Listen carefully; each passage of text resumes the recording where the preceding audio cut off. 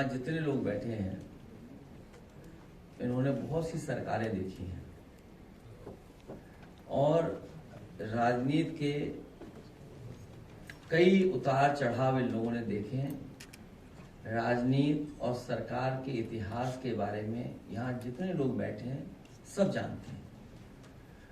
जिस समय ये प्रेस का बुलाना और आपसे मिलने का समय तय हुआ था, उस समय ये परिस्थितियां नहीं थी जो आज टीवी पर या रात में जो हुआ है। समाजवादी पार्टी ने पहले भी कहा और फिर मैं दोबारा कहता हूं कि जो सरकार फैसला लेना चाहे, ठोस कदम उठाना चाहे, जहां से आतंकवाद शुरू हो रहा है, जहां से आतंकवाद की घटनाएं हो रही हैं, उन्हें खत्म करने के लिए और जड़ से समाप्त करने के लिए, आतंकवाद को जड़ से खत्म करने के लिए जो सरकार फैसला लेना चाहे, सरकार के साथ समाजवादी पार्टी है। जिस समय जड़ पे हमला होगा, ये जो टहनियां दिखाई दे रही हैं वो अपने आप सब समाप्त हो जाएंगी। और सीमा की सुरक्षा के लिए हमेशा सजग रहना पड़ेगा। सजग रहते हुए ही सीमा की सुरक्षा हो सकती है और कोई भी चूक की गुंजाइश नहीं हो सकती। हमारी सीमा की सुरक्षा को लेकर के, भारत की सुरक्षा को लेकर के कोई चूक कोई स्वीकार नहीं कर सकता है। हमें अपनी सेना पर, हमें अपनी आर्म फोर्सेस पर पूरा भरोसा है। यही फोर्स है जो सीमा पर हमारे देश की रक्षा कर रही है और उन्हीं की वजह से आज हम सुरक्षित हैं। आज हम इस हॉल में बैठ पा रहे हैं या हम सुरक्षित माहौल में रह पा रहे हैं। अभी ऑल पार्टी मीटिंग का होना फिर तय हुआ है। समाजवादी पार्टी के राष्ट्रीय प्रमुख महासचिव आदरणीय राम गोपाल यादव जी उस मीटिंग में रहेंगे।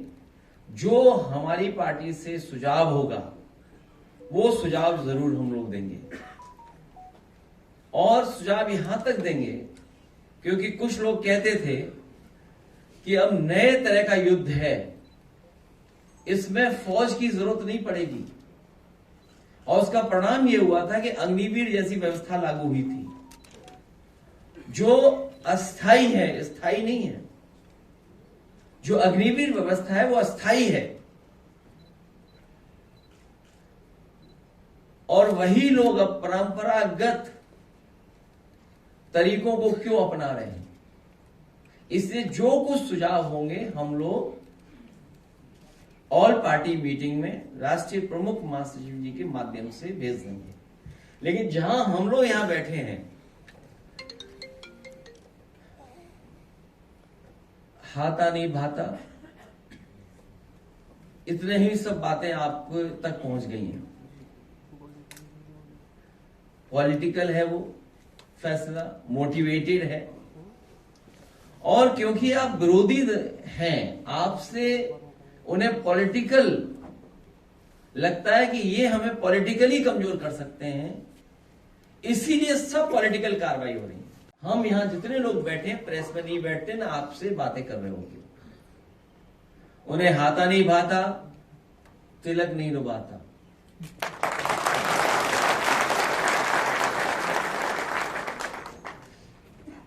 और वो ओसीएम है, आउटगोइंग सीएम। इसलिए अन्याय ज्यादा हो रहा है, इसलिए न्याय नहीं मिल रहा है। 2 डीसीएम भी हैं,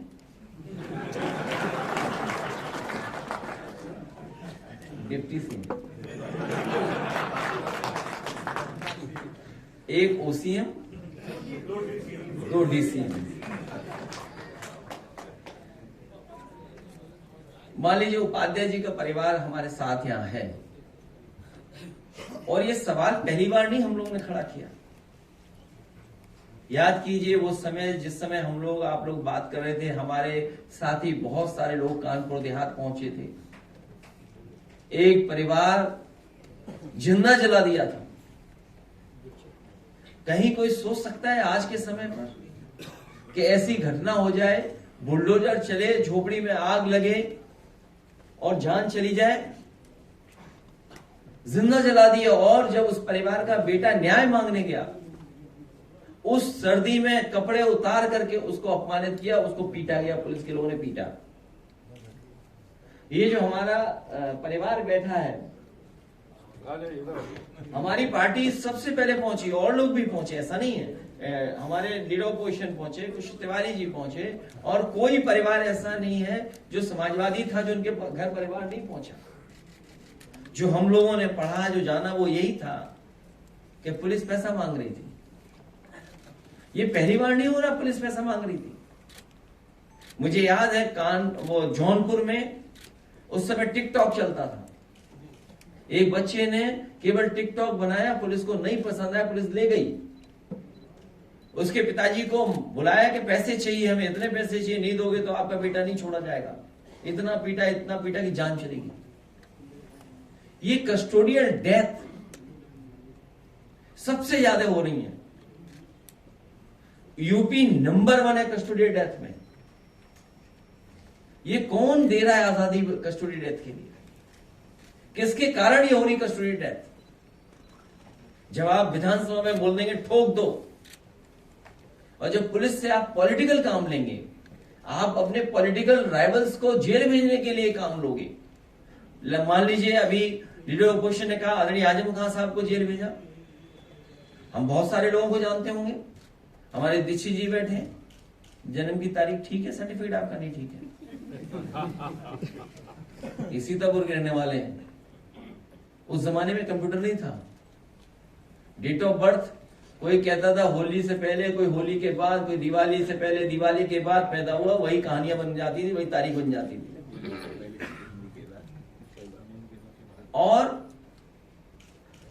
रमाकांत यादव, कितना पुराना मामला। इरफान विधायक, हालांकि प्रजापति भी जेल में है। अभी उसका परिवार, जब हमें राज्यसभा का चुनाव था उस समय मिले परिवार के लोग मुझसे आए, बोले कि हम बड़े संकट में हैं। मैंने कहा क्या हुआ? बोले मुख्यमंत्री जी ने हमें बुलाया और मुख्यमंत्री जी ने आश्वासन दिया है कि प्रजापति जी के सब मुकदमे वापस हो जाएंगे, केवल हमें वोट दे दो। सोचिए, प्रजापति परिवार ने वोट दे दिया वहां, क्या प्रजापति छूट गए? तो ये वोट के लिए कुछ भी कर सकते हैं। ये ऐसी ही सरकार है। इस सरकार को हटाने का काम करेंगे और हम अपने सभी लोगों को भरोसा दिलाते हैं, पीडीए में आप भी हैं। जब कभी भी आप अपना नाम शॉर्ट में लिखते होंगे तो पीडी लिख देते होंगे। कुछ लोग जानते होंगे, अगर लिखना है शॉर्ट में लिख दिया पीडी, तो आप तो पहले से ही इसमें पीडी है। और हर पीड़ित के साथ हैं, हर दुखी के साथ हैं, हर व्यक्ति जो अपमानित हो रहा है उसके साथ है। और मैंने तो कई बार ऑफर कहता हूं कि ईडी जैसा डिपार्टमेंट होना चाहिए। और अगर फाइनेंशियल चीजें देखी जाए तो बहुत से लोगों पे उंगली उठ रही है। बहुत से लोगों में, कई ऐसे लोग हैं जिन्होंने बैंकों का कई हजार करोड़ रुपया, अखबार वाले भी पे दबाव है कि ना छापो अखबार में। केवल एक दिन खबर आई, एक बैंक से कोई बहुत सारा पैसा ले गया, कोर्ट में केस चल रहा है, हाई कोर्ट लखनऊ में केस चल रहा है। कोई कंपनी है, उसका मामला है और बड़ा, हाँ ठीक बात है। मतलब देखिए ना कैसे फ्रॉडगिरी हो रही है।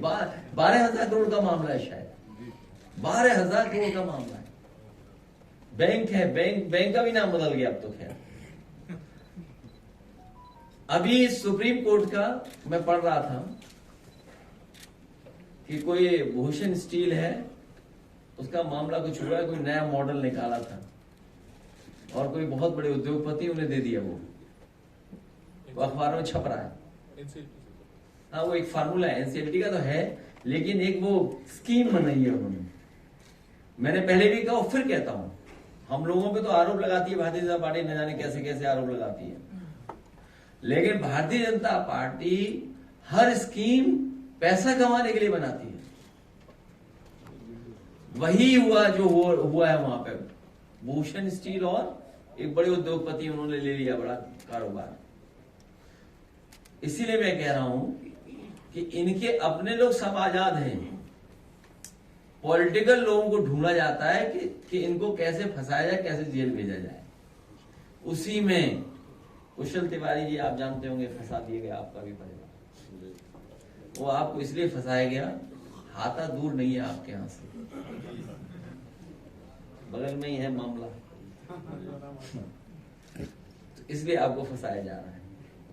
आपको बिल्कुल फिक्र नहीं करनी चाहिए, लड़िए आप, हम लोग आपके साथ हैं। और जहां तक अन्याय की बात है, ये सरकार अन्याय कर रही है, इसके सामने जो आएगा, इन्हें जातियों से नहीं लेना देना, जो आ गया अगर इनके खिलाफ है उसके साथ सरकार से कार्रवाई करा देंगे। चाहे कितना परेशान हुई है अल्पना वाजपेयी जी, सुमित ओझा उनके परिवार के सदस्य, कहां नहीं गई सोचो, हर एक से मिली, पुलिस प्रशासन सबसे मिली, सबको पता है कि घटना क्या है, लेकिन कार्रवाई नहीं कर रहे। सोचिए आप, हर पीड़ित के साथ हम समाजवादी लोग हैं, हर पीड़ित के लोग हर पीड़ित के साथ खड़े दिखाई देंगे।